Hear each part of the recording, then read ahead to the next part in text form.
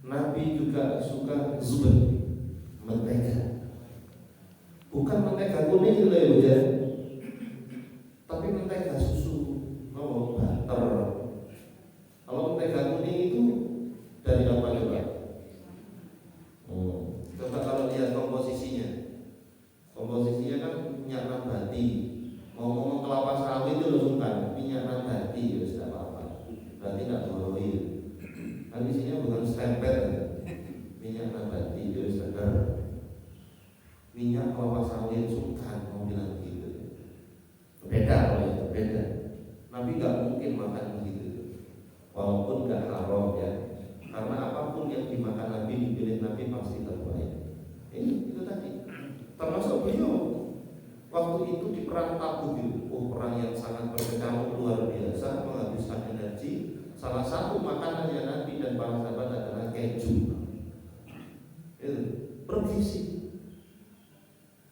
Makanan-makanan terbaik turunan susu, termasuk zubdiyah itu salah satunya adalah yogurt, turunan susu. Barakallahu fikum. Kalau sudah bicara dengan masalah turunan susu ini harus diperhatikan juga. Apakah keju yang dimakan Nabi dengan keju sekarang sama? Enggak sama. Karena keju yang dimakan Nabi adalah keju yang berkualitas. Ya sekelas-kelas keju edan itu, sekelas itu. Baik. Kemudian jamaah barakallahu fikum, apakah Al-Quran bicara tentang susu? Ya, di dalam surat An-Nahl ayat 66 Allah berfirman, wa inna lakum fil an'ami la'ibrah. Kata Allah Subhanahu wa taala berfirman, dan sesungguhnya pada hewan ternak itu ada pelajaran bagi kalian. Kita diperintahkan mengambil pelajaran dari hewan ternak. Apa di antara pelajarannya? Nusqikum mimma fi butunih, yaitu Allah Subhanahu wa taala memberikan kalian minum dari apa yang berasal dari perutnya hewan ternak. Min baini farsi wa dam, minuman yang berasal dari dalam perut hewan ternak, komposisinya antara kotoran dan darah. Labanan khalisan sa'ighal lisyaribin, yang kemudian menjadi susu yang murni, susu yang bersih. Khalisan itu ikhlas itu, yang murni, sehingga mudah untuk diminum, mudah untuk ditelan. Mau bicara tentang susu, kalau ini Masya Allah, ini penjelasan ilmiah, penjelasan tentang susu yang terbaik Al-Quran. Dari mana dia berasal terus kok menjadi susu yang warnanya putih, itu penjelasan terbaik Al-Quran, bukan penjelasan yang lain. Di zaman Al-Quran turun, belum ada yang bisa mendefinisikan dari mana kok bisa susu itu putih warnanya. Itu cuma di Al-Quran. Ya. Maka kita perhatikan ketika Allah bilang muslikum mimma fi butuni, yaitu Allah memberikan kalian minum yang berasal dari perutnya hewan ternak. Nah, berarti para ulama memperhatikan kalimat butun, batn, perut. Isinya perut apa ya? Lambung, usus, ya ada liver di situ, ada pankreas, limpa, ginjal. Tapi kalau bilang butun, yang terfokus adalah lambung dan usus. Berarti ini dari makanan yang dimakan hewan ternak. Kemudian dilanjutkan mimbaini fars, di antara kotoran wadam dan darah. Itu komposisinya susu, di antara kotoran dan darah.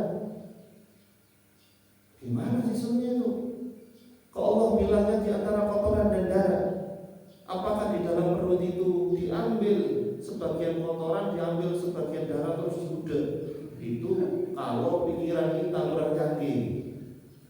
Tapi ketika ini dijelaskan secara ilmiah dalam ilmu fisiologi, ini Masya Allah menjelaskan rumput itu dikunyah sama hewan, terus masuklah di perutnya, diseraplah rumput itu sari-sarinya, gitu tadi.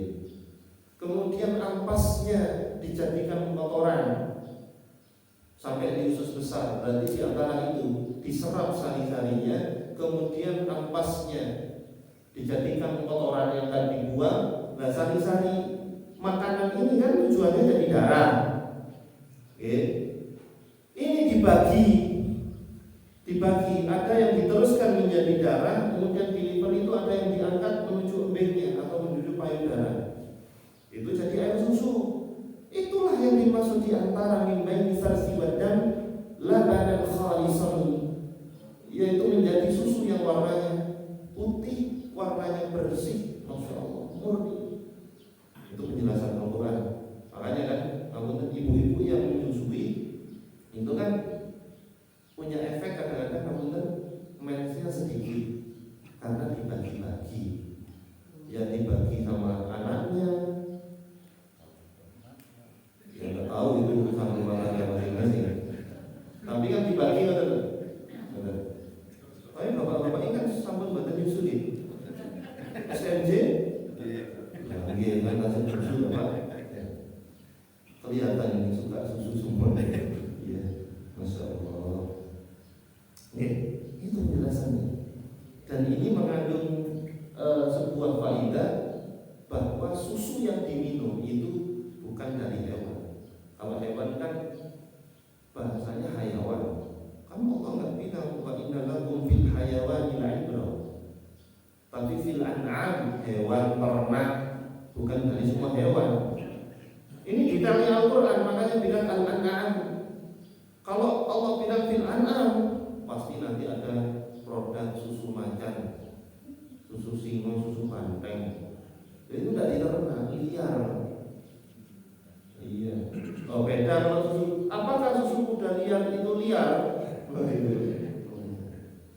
Ya, kami nanya kepada dosen kami yang orang Sumbawa itu, apakah memang benar ada susu kuda liar? Karena bayangan saya, ya boleh beres, liar mau kuayu. Apakah orang ini langsung metakol sambil meres, kudanya lari karena liar? Tidak begitu sebenarnya. Kuda liar itu di sana, bahwa saya nggak pernah lihat, tapi ini keterangan dari dosen kami yang orang sana asli. Maksudnya adalah kuda yang dilepaskan di padang rumput, nggak di kandang, yaitu kuda liar. Tapi miliknya person. Bukan, tidak ada pemiliknya, ini milik pemerintah, bukan. Miliknya seseorang. Dari mana mengetahuinya? Ada sunnah namanya wasem. Wasem itu memberi tanda pada hewan, itu dibolehkan. Loh, kalau mau diperes kudanya, itu dia naik kuda yang Cina. Setelah itu dilemparkan tali, kena lehernya, baru digiring diperes gitu. Itu sebenarnya al-an'am. Kuda itu masuk al-an'am. Itu hewan yang diternak. Cuma kan tidak lazim, yang dibicarakan selalu susu kambing, onta, sapi. Apakah Nabi pernah minum susu kuda? Enggak pernah. Bapak-bapak ini motivasinya apa? Minum susu kuda liar? Apakah ada liar? Ya boleh saja, ya boleh saja. Cuma Nabi nggak pernah minum itu. Di sana ada kuda. Ada kuda, cuma susunya tidak dikonsumsi. Itu ya. Boleh, cuma afdol 3 hewan ternak. Ya, al-an'am berarti hewan ternak. Susu kucing berarti tidak boleh, karena bukan al-an'am. Mitesnya orang. Kalau mau meresil, paling oleh tak tutupi botol. Parah susu kucing. Baik, barakallahu fikum. Kemudian karena kita umatnya Nabi Muhammad SAW, sebagaimana beliau adalah suri tauladan kita, pantaslah kalau kita mikir, kalau mau memberikan air susu ini ke anak, susu anak atau diminum di dalam keluarga, ya, entah ayah ibunya yang minum dan semuanya minum susu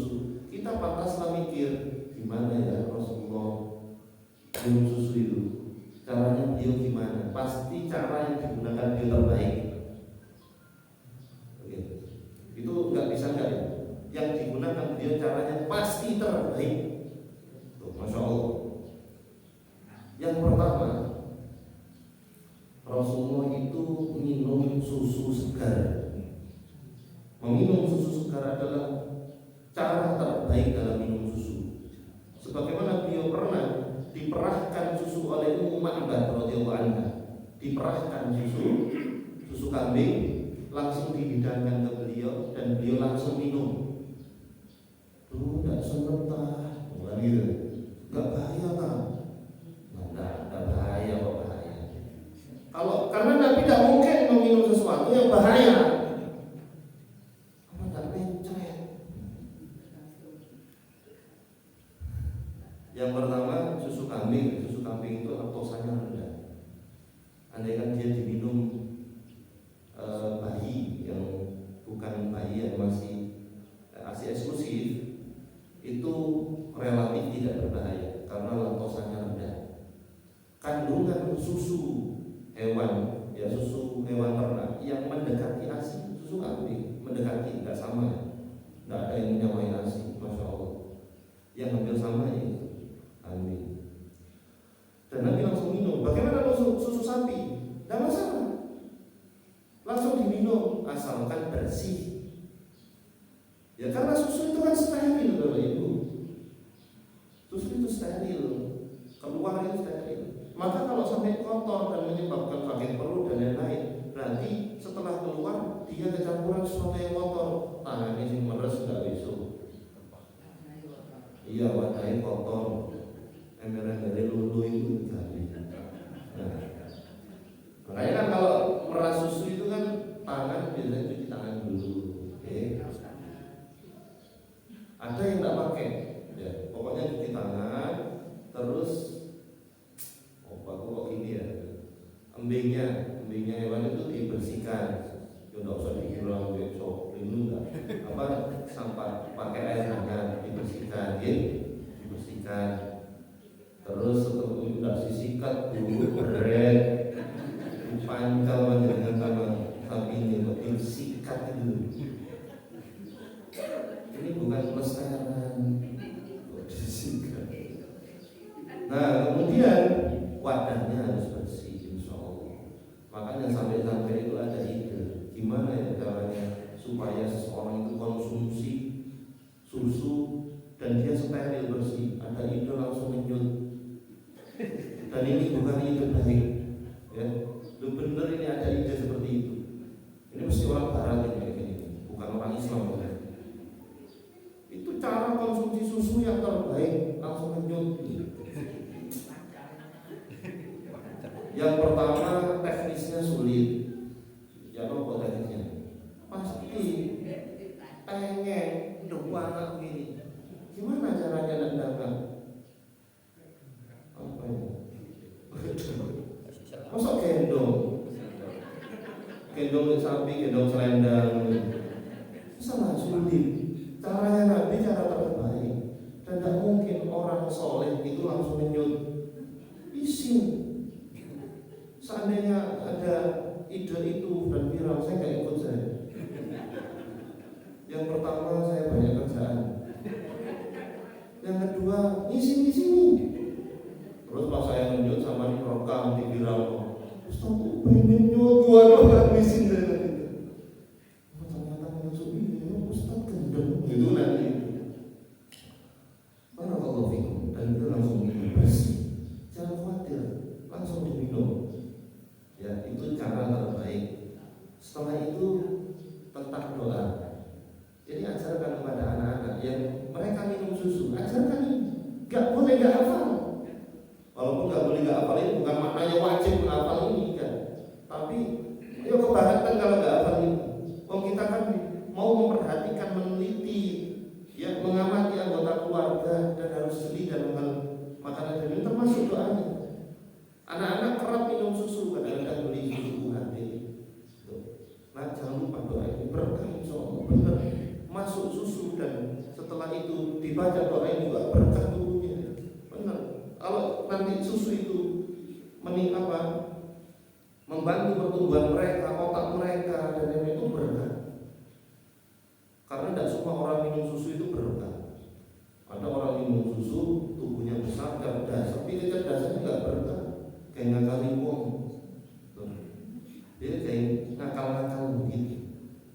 Ototnya besar tapi nggak berkah, kayak jambret, ya kebesaran tubuh itu.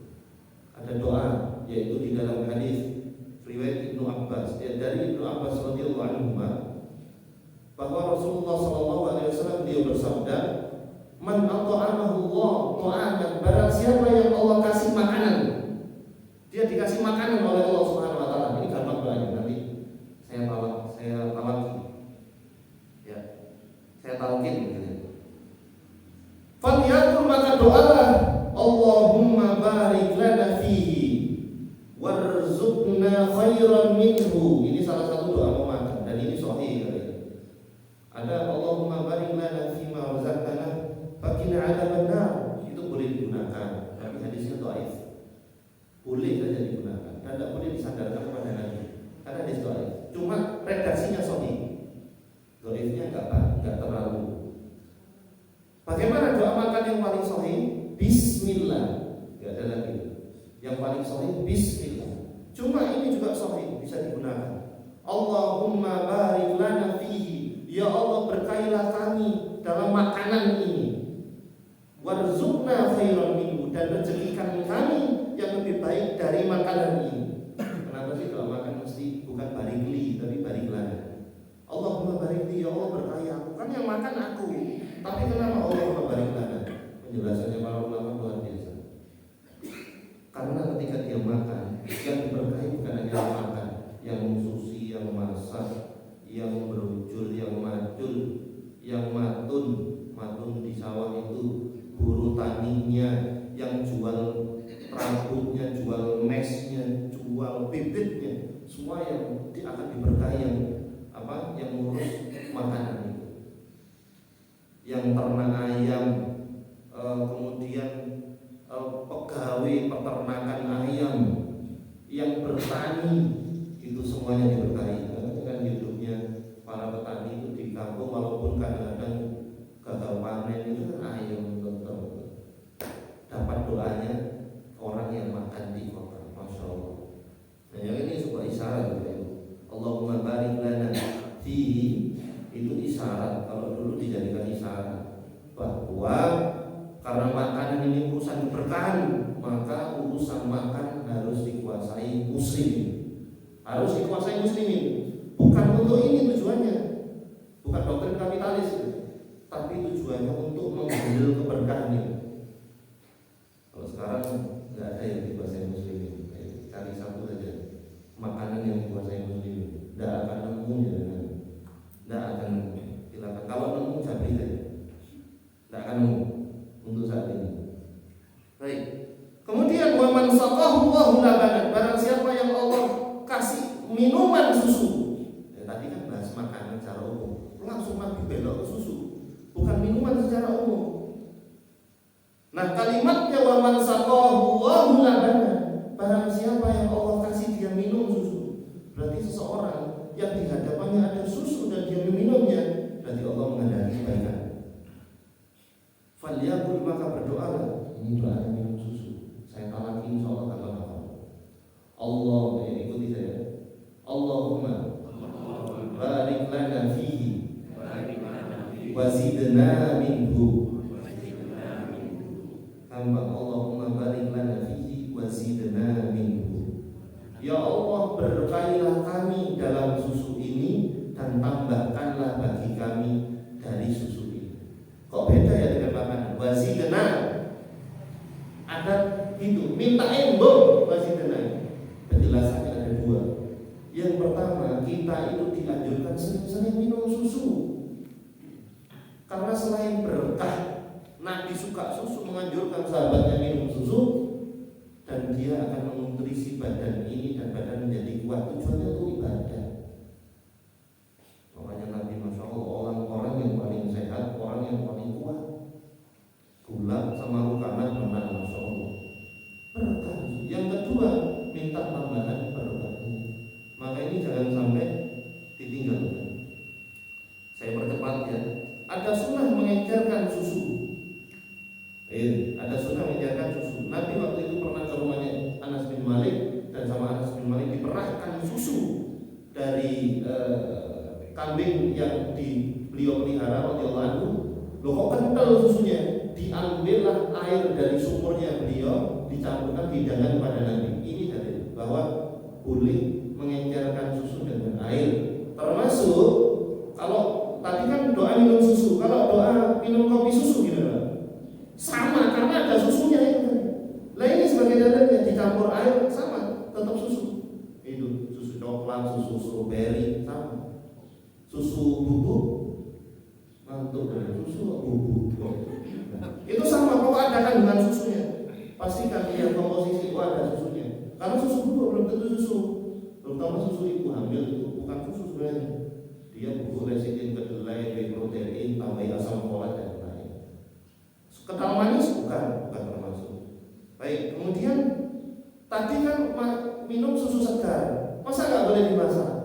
Boleh. Ada sunnah namanya laban martuf. Laban martuf itu susu segar dimasuki batu panas. Itu namanya laban martuf. Ada hadisnya. Sebagaimana ini hadis dari Maulana Abu Bakar Siddiq radhiyallahu anhu.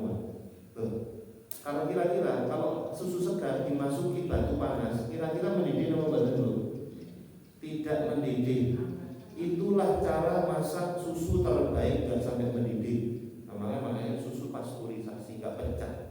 Ini sudah susunya mendidih, wahai gula, subhanallah. Kalau seandainya suka manis, pemanis terbaik adalah madu. Tapi tidak ada riwayat Nabi mencampur dengan madu, walaupun boleh. Tuh, masya Allah. Indonesia terkenal jadi sorotan oleh ahli gizi internasional. Susu UHT Indonesia ini manis. Katanya mereka aneh orang Indonesia ini. Kok malah diberi gula ya? Baik, itu cara memasak susu. Yang terakhir, Bapak Ibu kalau ingin perhatikan anak-anak kita termasuk kita, ada sunnah yaitu setelah minum susu. Hadis dari Ibnu Abbas radhiyallahu anhu bahwa Rasulullah sallallahu alaihi wasallam syariba labanan fabattal. Nabi itu kalau sudah minum susu kumur. Karena kata Nabi waqala inna lahu dasaman, karena itu dia berlemak. Selain kotor, ikat bisa bikin bau. Nabi manusia yang paling memperhatikan bau mulut, kesehatan mulutnya. Dan ini kadang-kadang yang membuat anak gigis. Habis minum susu langsung tidur. Enggak, umur dulu. Ya, umur dulu. Apalagi susunya manis, tambah gigis. Itu maka Bismillah. Kapan kita terakhir minum susu? Dan Bismillah hari ini, insya Allah nanti pulang dari sini minum susu dan kita doa Allahumma barik lana fihi wa zidna minhu, berkah sehat anak kita ajari doa ini. Aku lupa lihat subhanallah wa bihamdihi asyhadu an la ilaha illa anta astaghfiruka wa atubu ilaik. Wassalamualaikum warahmatullahi wabarakatuh. Waalaikumsalam warahmatullahi wabarakatuh.